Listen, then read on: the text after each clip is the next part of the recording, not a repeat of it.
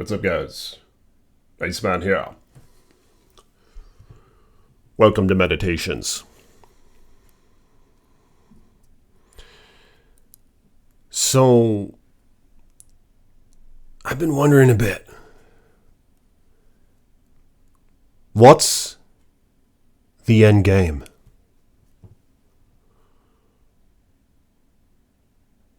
What happens next? Where are we heading? So all this stuff that I've been talking about on this channel is kind of new to me, alright? The millennial reign potentially already happening. Did it? I remember the Jehovah's Witnesses when they came to my door 6 or 7 years ago. I let them in, alright? I was bored. And I talked to these guys. And they brought to my attention the whole millennial reign thing. I didn't even know what it was. It's in the Bible, but I never heard anyone talk about it. Now, it didn't take long for me to kick them out, right? Tell them to get out of here.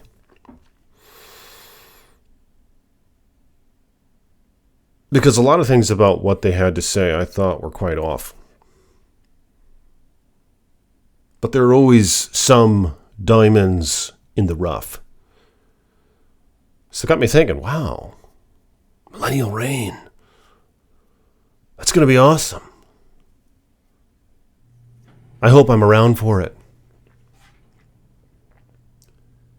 Is what I would think to myself.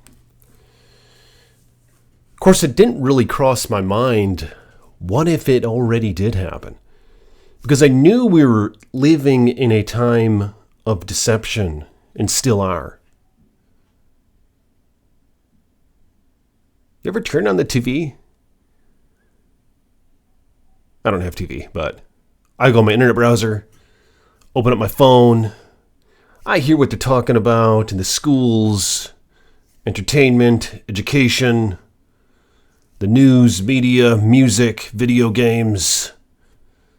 Just a bunch of warped bullshit.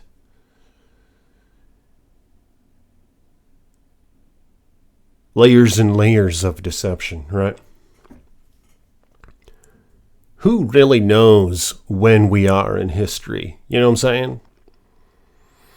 They say the winners write history.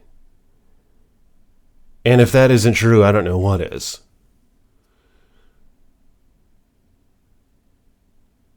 So anyway, I started looking into this stuff, and I'm like, oh yeah, look at this. He already reigned couple hundred years ago, this and that. I'll look at all the buildings. Consider Revelation 20. Consider Daniel 7:25. The times and laws being changed. There's this one lady on YouTube who posted this video about how this world has been scorched and mined. Like you can look at the canyons and crevices. She was saying that there was this ancient technology that was mining all the shit, taking all the resources. She was saying that this current iteration of the world is like a scathed slate of what it once was. And she was pointing out all the rigidness and the straight edges and the canyons and all that, and she was like, look, machines did this. She was like, machines are doing it. I was like, what the hell? And then you consider the big trees. Devil's Tower and all that. These folks say those are trees. Didn't some test them out? They say they're petrified wood? Devil's Peak, is that what it's called? I think it's called Devil's Peak. But they're all over the place. Then they say, oh yeah, it's in the Book of Enoch. Then they say, oh yeah, the Nephilim cut them down. Giant Nephilim. And where's that at where it says the giants made the ancient Israelites look like grasshoppers compared to them in size?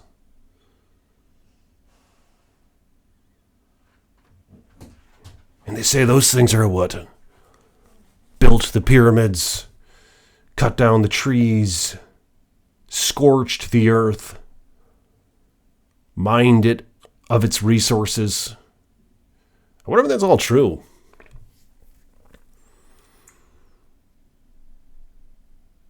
But there seems to be a sort of drive right now to want to be on the in when it comes to hidden knowledge and all that. You know what I mean?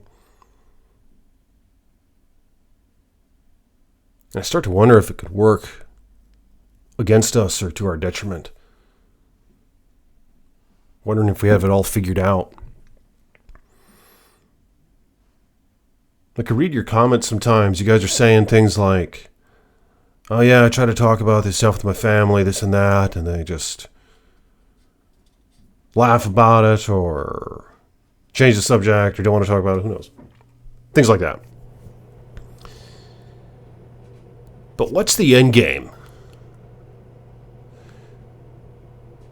You know, I hate to say it, but I can't help but wonder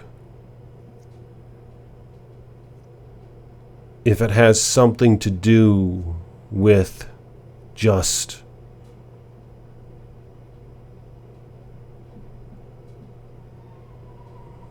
loving our neighbor.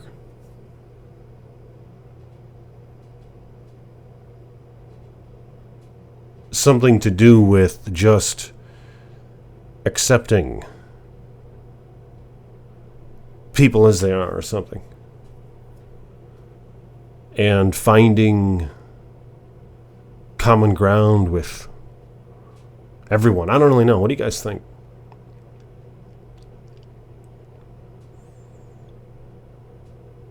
I wonder how important this stuff really is, you know?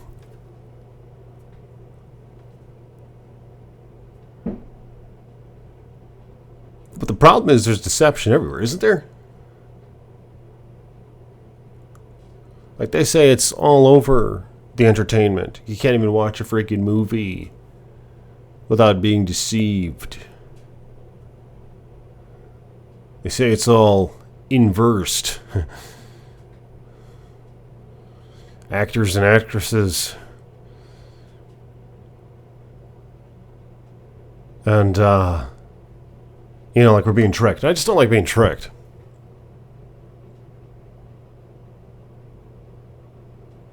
Really don't like being tricked. But I remember when in the New Testament the disciples went up to Jesus. They asked him, what are the most important commandments? And he said, the first is to love the Lord your God with all your mind and body and soul or something. I don't know how you do that. But he said the second was like it. To like your neighbor as yourself. Is that what it was? And the interesting thing is that he portrayed... Then I wondered then, well, what is it to love God if that's the most important commandment? How do you love God? You know, I can't see God.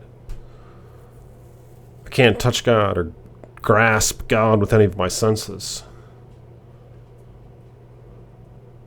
How do you love that? But according to the New Testament and what he exhibited, it seems like you love God by loving others, isn't it? Like, wasn't it Peter in the New Testament who asked him, or who said to him, Lord, I love you. And Jesus' response was, tend to my sheep. Help my sheep. Be there for my sheep. You know what I mean? I like to just be there for other people. I guess that's the most important thing. As boring as that might seem. Because it kind of dissolves all the pride and everything else that goes along with thinking you have inside information or thinking you can help be a part of some greater thing, you know what I mean?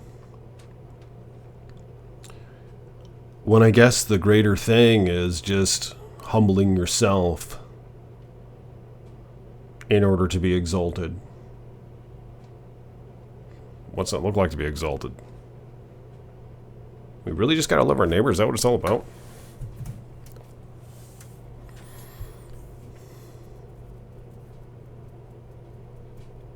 Maybe that's it.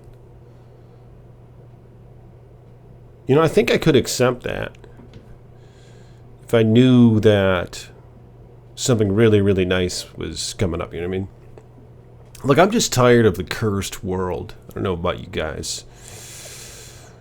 I'm tired of the sweating of the brow, the bleeding, the scathing, the tearing, the ripping, the suffering, the vexation, the vanity. Yeah, I'm tired of all that.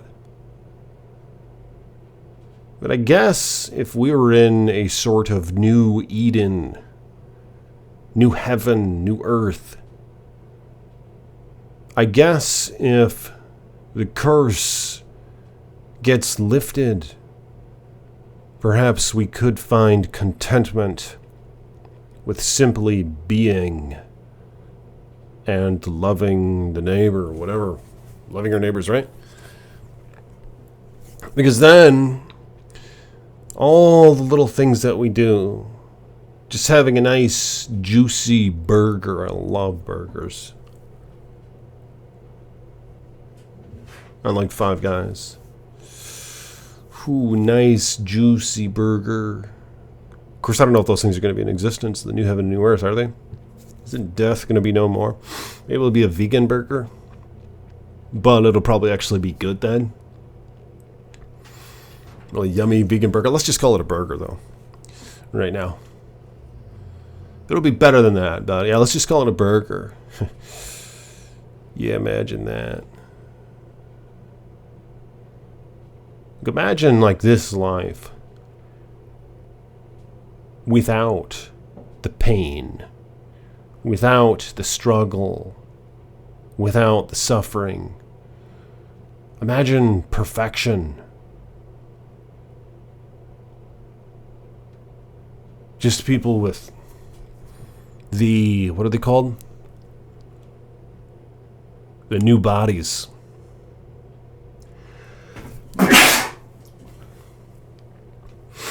Yeah. What do they say about the bodies? They say, well, imagine a restoration of all things. Yeah. What do you think that's going to be like? If it's a thing. But what do you guys think the end game is?